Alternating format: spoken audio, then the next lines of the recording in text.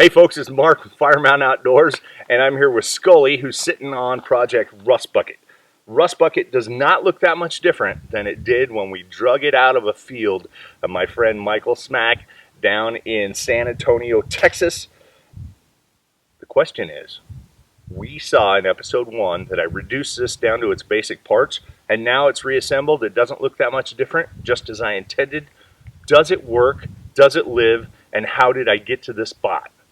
Stay tuned and I'm going to tell you.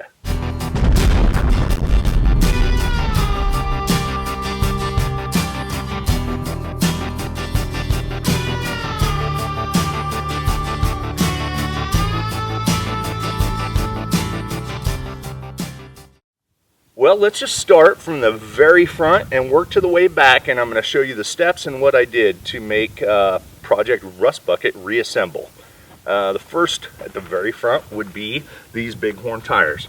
I was torn. I was torn on whether I was going to keep the traditional tractor tread. I really like the look and the appeal of that from a traditionalist standpoint, but I love the bighorns and how they work.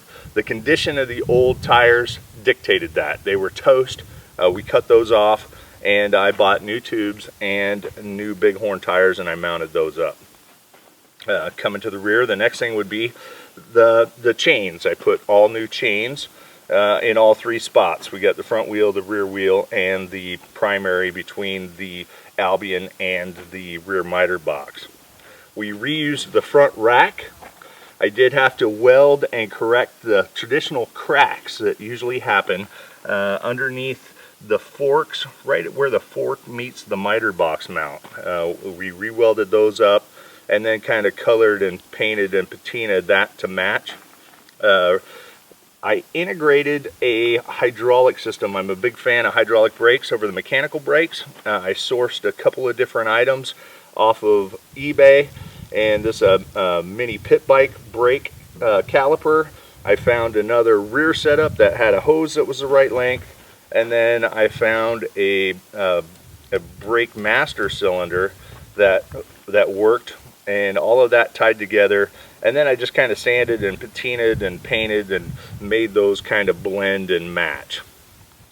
If we come back next to the rear, we're going to find the fish mouth. The fish mouth was a huge repair, and it's common, but it can be a deal breaker. The trick on welding a fish mouth back is to make sure that everything's aligned. So what I did to make sure that it was aligned is I just inserted one of the king bolts and then ran a king bolt in the bottom and ran a tap all the way through the top, and then I could eyeball how that alignment was, and then tweaked the crack back into position, and then prepped it, and then spot welded it, made sure that it retained its position, and it didn't, like you would expect. So in order to realign it, it's just a matter of sticking the king bolt back in there and then giving her some big heavy whacks with a mallet until the alignment was retained, and then fully welding that. While I was welding that, I also built up the steering stops a little bit to prevent reoccurrences of this big giant dent in the tank. My buddy Dave Philman with Philman Machining is your source and mine for quality parts. So I got a new kill switch, just a simple little classic button kill switch there, and I also got a new throttle assembly with grips. They have a good vintage look. These ones are shiny chrome. The ends of the handlebars are shiny chrome. I think that was well integrated. I didn't take any efforts to patina that. The gas tank was clear full of loose flaky rust. The beauty of it was it wasn't rusted through. So in order to do that, I used a barbecue rotisserie and a small chunk of Rokon frame tube, secured the frame to it, filled the thing with a bunch of sheet metal screws, and then just turned it one way overnight with some solvent in there, and then turned it the other way. And it cleared all the loose crap up. There's still some surface rust in there, but if we keep this thing pretty full of a 2-stroke mix, we're going to minimize our chances of future corrosion. The engine on Rustbucket was absolutely toast. The Power B was just a mass of internal corrosion, and it was just stuck. Luckily, I happen to have a Rokon motor under the bench that was sitting there. And I couldn't remember if it was good, bad, or indifferent. I looked through the exhaust ports, made sure that the cylinder scoring wasn't that bad, and that was good. But to ensure my success, I also had a carburetor that was rebuilt by my other friend, Glenn. Um, these carburetors can be very tricky to rebuild and tune and to get right. Mark Woods is the current guru for all the carburetors, and if you're a first timer or a third timer or a 20th timer on rebuilding carbs, I still suggest just sending your carb to Woods just to get it done and done right. So I ensured my success by bolting on a carb from Glenn, who was the teacher of Mark Woods in order how to do that. We also, from Philman, our source of all the parts, I got a new petcock, installed a new fuel, and new fuel lines. The starter that I had on this motor was shiny galvanized metal and didn't blend at all with the patina of Rustbucket. So we fixed that while I was building it by just taking an acid brush and dipping it in some battery acid and brushing that down. And this rusted right up to a beautiful patina. We have the foot pegs. The foot pegs are still stock. I plan on upgrading those. I'm not a fan of the stock foot pegs. They are a safety hazard and an impaler in case you get in a tumbling accident. You have this round rod sticking out to stab you through the guts or through the thigh in an accident. I don't like those. That's going to be a future upgrade. We're going to install some folding foot pegs on that. We move rearward to the seat. It didn't have a seat, but I did have this seat that was up in my loft, and I didn't throw it away. It should have been thrown away a long time ago because it's horribly fugly, but it fits beautifully on Rustbucket. It's a typical Aquila seat, but it has a homemade cover that was built out of a leather jacket or something and bolted on in a Frankenstein style, and it just fits perfect. The rear of it, I wanted to raise the rear and the front because I'm a taller guy, and I wanted to not slide my nuts right into the gas tank on rapid deceleration. So I lifted the front by re-welding some tabs that I made, and then I just put some rubber spacers off of a rubber vibration isolation mount under the rear with the stock springs to raise the rear just about up. Inside the frame tube, the front apex joint was good, but the boots were bad. I installed new boots on the apex joint and then filled them full of new lube. I like to use like Lucas or Big Motor Honey, kind of like that. You can't use just grease. It has to be kind of fluid to stay in there. And I filled those up with that, put in a new override spring, and because that was broken and toasted, I used a locked assembly to upgrade that. Straightened the bent ears on the rear miter box mount, and I put that in. The Albion beautifully was good. There was a little bit of rust in there. I was able to drain it out, wash it with solvent, and just added new oil. Once again, using Lucas and or Power Punch, one of the two, for the fluid on that, and that was good. The exhaust, I didn't have an exhaust. Rustbucket didn't come with it, but I had one up in the attic from a previous bike. So we pulled that out, found it, bolted it on.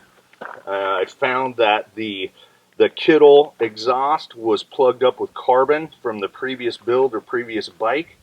There's a lot of different ways to get that carbon out. I used the simplest way. This was a winter build, and I had the wood stove going, so I just stoked it up, and I just threw the Kittle into the stove and stoked it up and burned it hot. Now, these originally had like a nickel shiny finish. The one that I had wasn't shiny nickel. It was already rusted. Throwing this in the fire and burning out the carbon, obviously burned out all the carbon and then freed up my exhaust, and also added to the patina here. This is the original ammo box. This ammo box is handy for carrying tools. It has the original patina from Texas, from sitting out neglected, and we just reused that.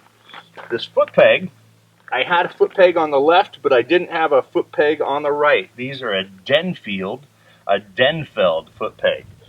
And I researched those and it's a vintage deal, so there's a huge market for them. So intact pairs are very expensive and you can't find a new one. But I did find one guy on eBay that just had one, and it was like $7, where they wanted like $50 for a pair of new ones. And I only needed one, and it matches. So for $7, I scored a passenger foot peg for whoever's crazy enough to ride on the back of Rustbucket. And there have been people that rode on the back of Rustbucket. Here we can see right here. This is Colin Kimball's, the residue of his fancy shoes that his mom bought him. His bike broke down and he had to ride on the back of Rustbucket to get home, and he melted his shoe. So that's kind of awesome. Rustbucket already has her own stories. And if we come back to the rear, refastened the rear fender with some new furniture. Actually some new hardware, and I just used black oxide that blends pretty well. Once again, we have a Bighorn tire on the rear, new chains, and from filming we put new wheel bearings in everything. I tried to use as much as of the existing rusty hardware that was there and bust it free with penetrating fluid, and then reassemble it with Loctite. I didn't want a whole bunch of new shiny bolts on this thing, and so using the existing rusty hardware really kind of retained the whole patina of this. I'm super happy with how it turned out. I'm super happy with how it looks. Let's go see the final minutes of assembly with my good friends Tanner and Tracy, and see if we actually got this thing to fire. Coming up to the finale of Project Rustbucket, we have Tracy and Tanner Page, who have came up for the evening, and we are going to see if we can't get this thing going. So Tanner's wrenching on the last bolt, and then we're going to put some fuel to this thing and take it out into the shop and see if we can't fire it up. Oh God! You gonna do anything with the paint? What about the paint? There isn't any paint. I know. I figured you painted. What we're gonna do is no, I ain't painting it. That's why I bought it. That's the only reason I bought it, is because it didn't have any paint. We're gonna keep it like it is. And now we're going to try and not destroy any cans of carb cleaner. We're not going to screw up the paint. Yeah, don't look in there. It's nasty. Alright, so we're going to roll it backwards. Good, here we go. Here, how about if I pick it up and set the ass end over there? No, because then we're forklift steering it. Come up here and help me. Okay, what are we doing? We're going to lift the front.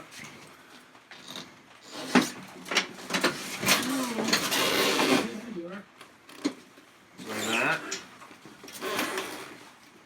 And then we're going to pump it again, just like that. Then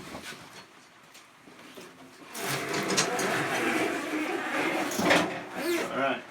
Now I think it's in gear, so we're gonna have to pull it up into neutral.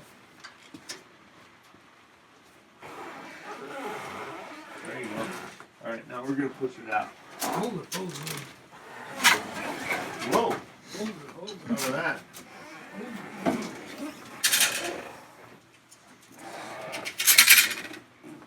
Oh.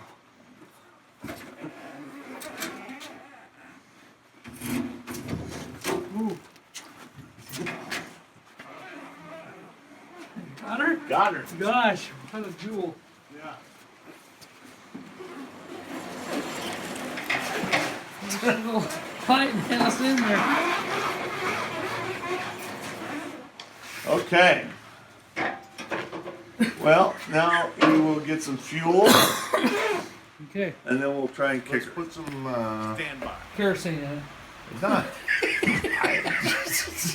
It's not that steam pump, Trace.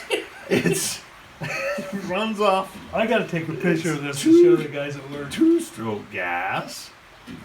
Oh, it is a two-stroke. It is two-stroke. And I don't know, I mean, How much gas? it might take 3 more days of troubleshooting and trying to make her Knowing go. you're like it'll start right up. Yeah, I ain't that lucky. Okay, so I got a brand new petcock from Filmin here.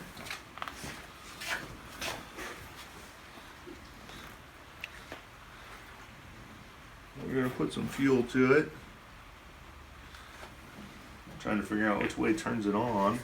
I think down was on. I don't have any fuel flowing.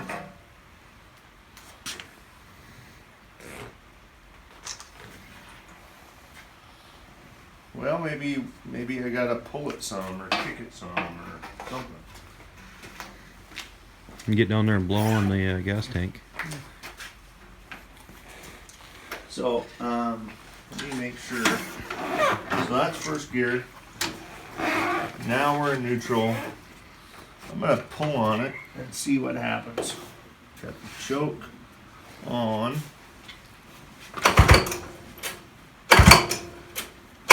Oh, it's sucking gas. It's a good thing.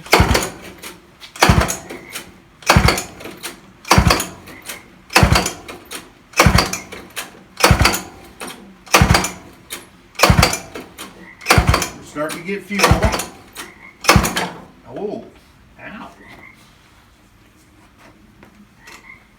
A little bit of a buck. You got a buck terror.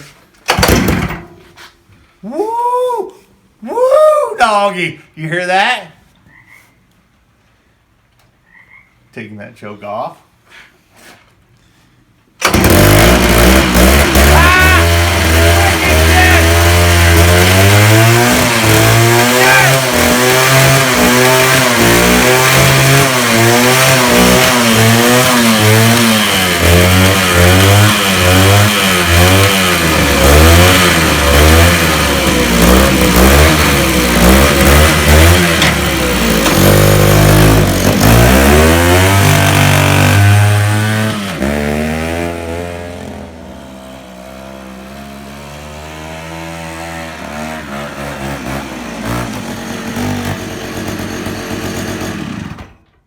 Project Rustbucket lives! It's alive! It's alive!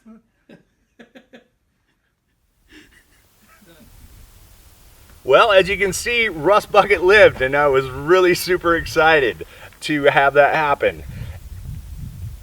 Let's see now if it still runs. I'm curious. We didn't start it to bring it out here. Choke forward, kicker's intact.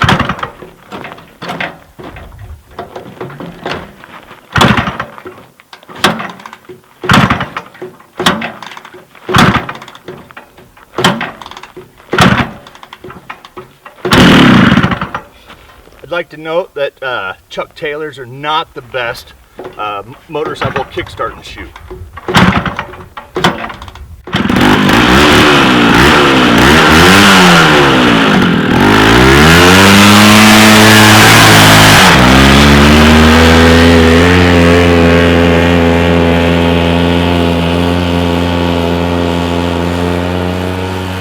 Well, Rustbucket still lives.